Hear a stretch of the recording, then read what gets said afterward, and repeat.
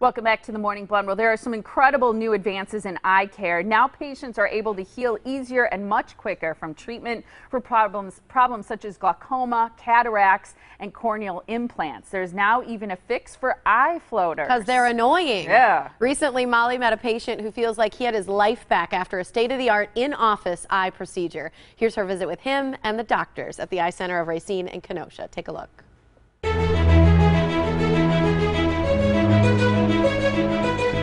Dr. Paul, this is an impressive place. There's a lot going on here and a lot of different things you do, right? Well, it is a big place, a lot of rooms, a lot of people here, and I think we need that because we have a lot of technology that we're using for helping patients' quality of life. So people who need eyeglasses, from general well visit to those who have other conditions like diabetes or macular degeneration or cataracts or glaucoma, we have the full array of technologies and personnel to take care of the full family from beginning to end. You've been around for a long time. People know you in this community. It's exciting because my father, who's Dr. Conwar Singh, started the practice in 1981 actually. He was the first surgeon to implant a lens for cataract surgery, which is now considered standard of care, but back then it was kind of revolutionary as well. So he's done a lot of firsts in the practice. He imparted in me the importance and the commitment to always bringing new technology and never feel complacent with what we have now, to always push forward, see how can we make things better. So that people understand, why is technology and staying on top of the very latest so important as it relates to our vision and caring for our eyes? Sure, absolutely.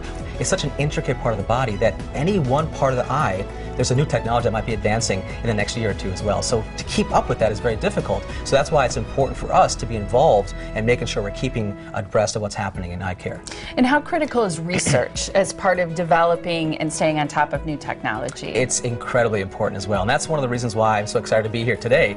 I did my training out of Duke, and what I love so much about being a fellow that back then was teaching and being around other providers and other colleagues to talk about new technology. So when I came to the area, one of my first priorities was to establish a full-time research center.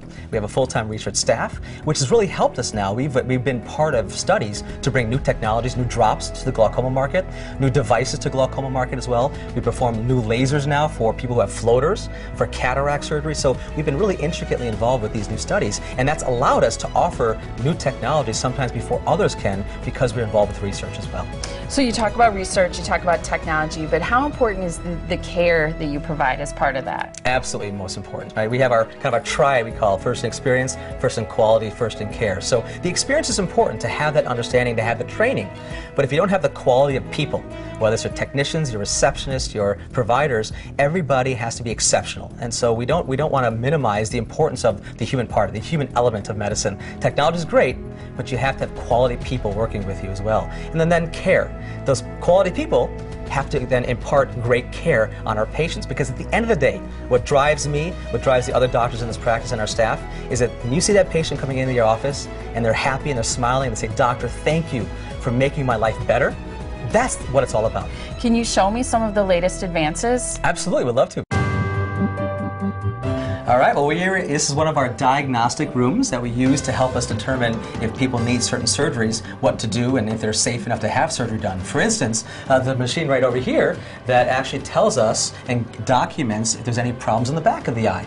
We also have a machine over here, which is called the eye trace, which is a machine that helps us determine where the problem of the vision is. Is it the surface of the eye? Is it the cataract itself? It also tells us if there's astigmatism and other conditions. And one area that you're particularly excited about and made some huge advances is what?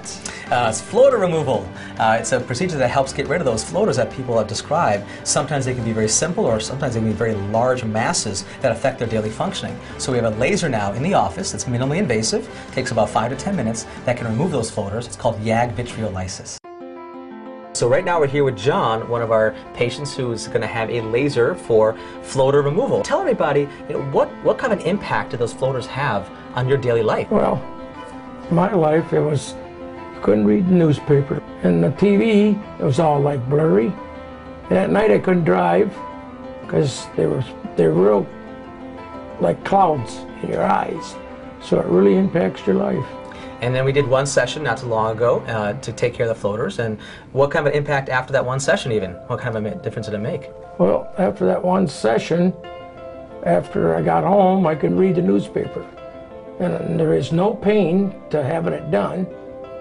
And really did a wonderful job. Helen had cataract surgery done by us not too long ago, but even after the cataract surgery, she had significant floaters. So she's still having an issue with reading and driving and a lot of her daily functionings that you were mentioning. And now that we did the laser for floaters, you're saying you're much better as well. Tell me, what was it like now after having the floater removal in terms of your daily functioning? I'm able to read. I can see numbers clearly. I work as an accountant, so that's critical for me. Absolutely wonderful. And was the laser difficult to do? Was it difficult to Not afterwards? at all. Not at all. The procedure itself only takes a few seconds, and afterwards just waiting for the dilation to go away, and then I'm back to normal. Wow, It wonderful. was fantastic. And you don't wear really glasses either too now after the cataract surgery also. No contacts, no glasses. That is fantastic. So if someone says, I got floaters, or even has any eye condition in general that they don't know can be done, what do you say to them? I say go see Dr. Paul Singh because it's made such a difference in my life.